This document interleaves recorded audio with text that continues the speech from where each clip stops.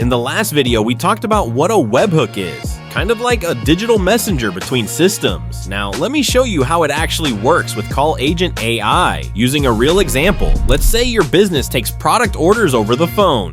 Call Agent AI answers the call, captures the order info, and boom, that data is instantly sent into your system thanks to a webhook. Here's what happens behind the scenes. As soon as the call ends, a webhook is triggered. That webhook sends all the order details, name, contact, product info, directly into your CRM, like Zoho.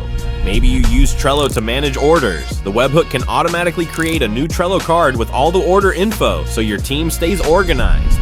Need a quick data backup? The same webhook can log that order into a Google spreadsheet for easy tracking and reporting.